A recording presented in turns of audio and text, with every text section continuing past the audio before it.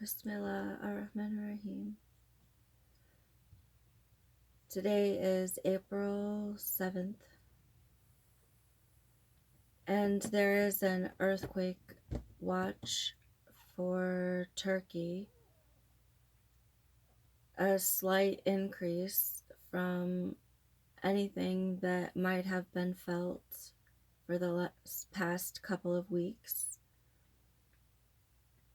It would be an increase from 4 magnitudes to 5 magnitudes, and it can possibly be felt in parts of Syria near the Hatay province.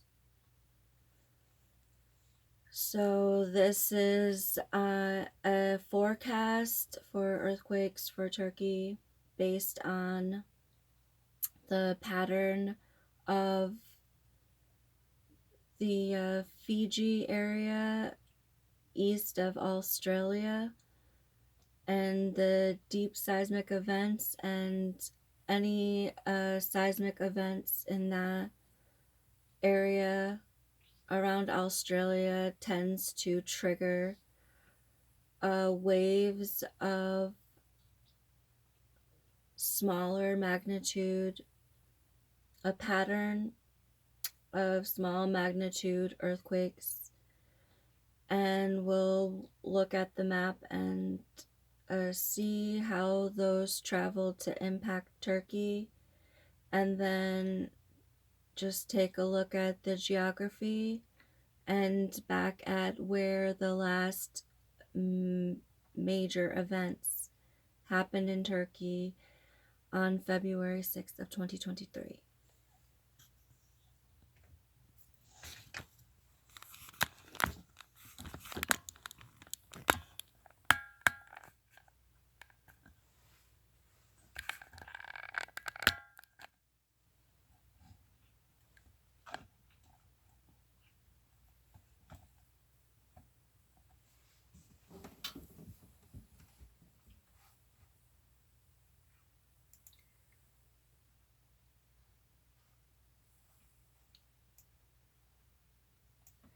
If any very deep or large earthquakes come out from this area, there tends to be a pattern of earthquakes that are sent out around the area, and we have seen that there is in the past week a large amount of activity starting to pattern this way and pattern this way, and naturally the energy moves around the borders in a hopping pattern, and it also tends to go across to here, this area, and bounce to this area and bounce to this area, and then bounce through. So because we've seen a buildup of energy, we expect that there is some energy moving this way towards Turkey and up this way towards Turkey. Somehow these plate boundaries are entirely stable, and or that there is only minor activity. There's such a minor occurrence of activity that there's no reported activity for these plate boundaries. So this energy is, anytime there's energy coming out of here, we do then see the pattern come up this way. Why? We can't say why they're incredibly attracted to these same points, but you'll see them cluster there.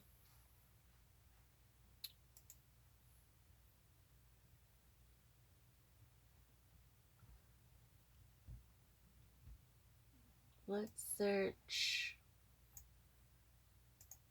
the past 30 days for any reported magnitude earthquakes in this area to observe the pattern of the energy that we expect to be coming through this area. And as you can see, any energy that seems to be moving along this way is possibly coming along these plate boundaries and concentrating here and concentrating here and concentrating here. So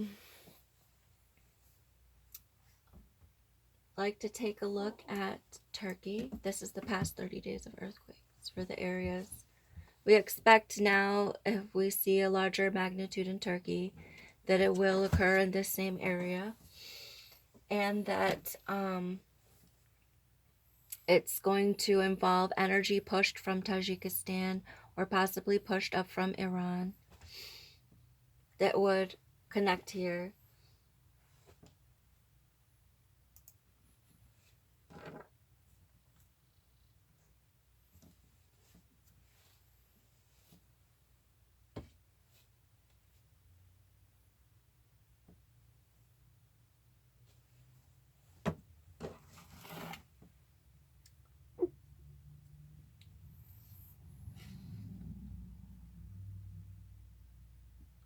So for the past 30 days, we've seen for Turkey all of the earthquakes around a 4 magnitude and always in the same areas in this area and occurring at a high frequency, relatively high frequency of like 3 per day, and only several hour intervals, and sometimes even speeding up to every 10 minutes and then tapering off. And it has a rhythm.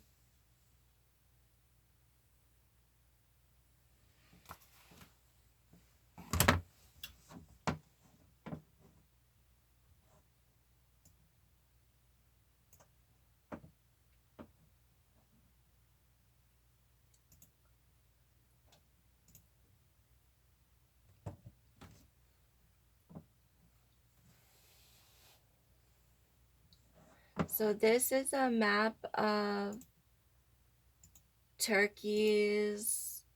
We're trying to investigate this area down here of the faults. So you can clearly see this fault here is marked out. This is the Dead Sea transform fault line here. And that it connects with here with the East Anatolia fault, which goes through this lake. And geographically, you can see these distinct lines and a distinct line here where there's a boundary between two opposing forces.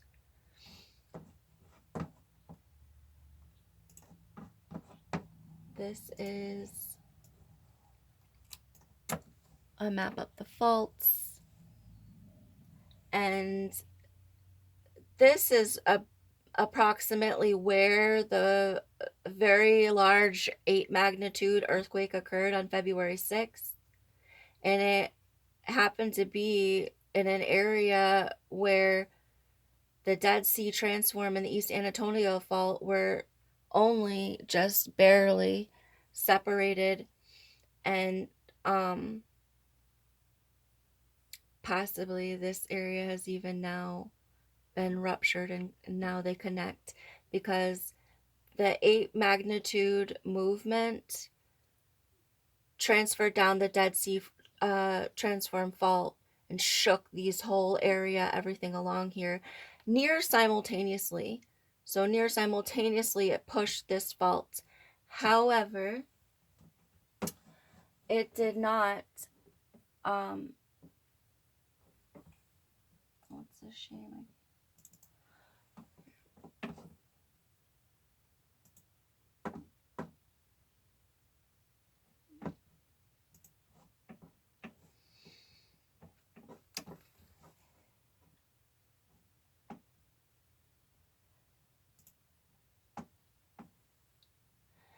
So as the after this event continued, and this is the event. This is thousands of 4 magnitude earthquakes occurring in this region. And here's a look at the movement from the major events. And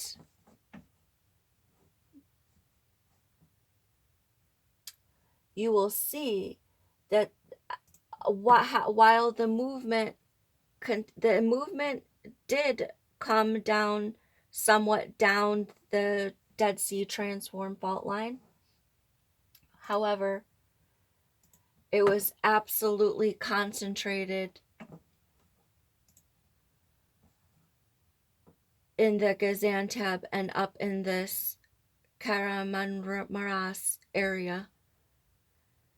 Up in the East Anatolian fault lines is where the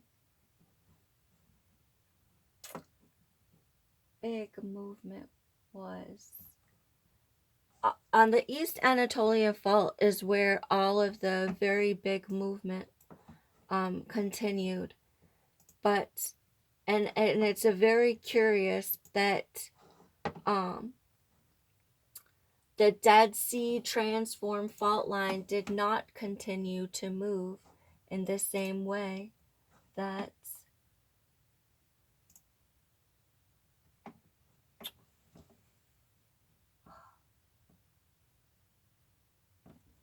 Anatolia faults.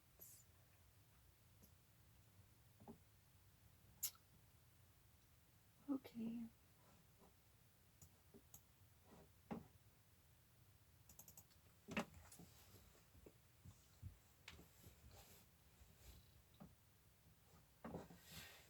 There was an incredible amount of movement that continued along the East Anatolian Fault, and it did not stop for 30 days. However, the Dead Sea transform, which was absolutely connected to the main event and even very near to it and could easily pick up transfers if it were to be unstable, proved silent and proved to be more quiet, very silent, very stable, while this one continued to just burst and burst and burst for almost 30 days afterwards until it started to normalize its former rhythm. So we wanted to look at why this area was so vulnerable and why it had become to be allowed to be so unstable as to attract what was an 8 magnitude energy attracted to that area. So here in the geography, you can clearly see that line across the geography and then cutting over here into this lake area. Here in the red is the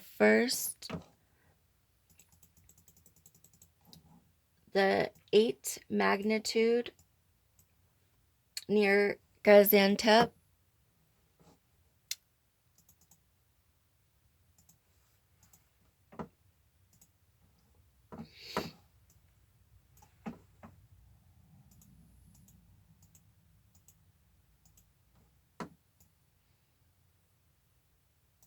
And here in the geography, you can see here's the Dead Sea transform, and then here is the East Anatolia fault. So this area is very fractured with faults, and this is a mining company that's mining right here. This is a big quarry, and here is another big quarry.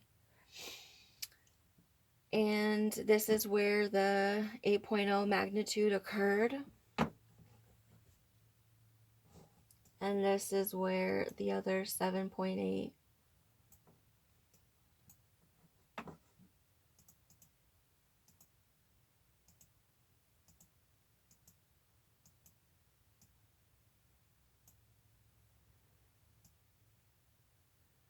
Well, I believe this seems to be very far north from, let's see, 40 kilometers. I guess this must be it, but this is what I found for the coordinates here of where the second 7.8. So these are incredible magnitudes, and we're expected to believe that this energy traveled from afar and pushed this place, this innocuous place, with 8 magnitude force, which killed 50,000 people in 1 minute. And that's an event of mass destruction. So we are attempting to look at anything in that may have contributed to the gaining of the mass of that energy. And as you can see on this map, I have place marked all of the electrical generation stations. So these are all the electrical generating stations for Turkey, except this one, which is Turkey's first nuclear power plant. And what I can see about this event of the 6 or the 8 magnitudes here, should zoom, is that they seem to be within a ring of hydroelectric, or not, I'm sorry, not hydroelectric, of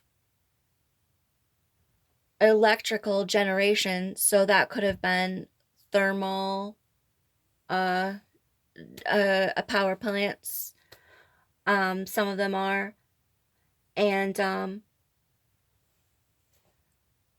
they are arranged in a ring pattern around those two areas. So at 4 o'clock in the morning, those were not, well, actually, they probably were operating, not highly staffed, but they may have contributed, this pattern or this arrangement may have contributed it. What is curious is that there is electrical generation everywhere from here to there.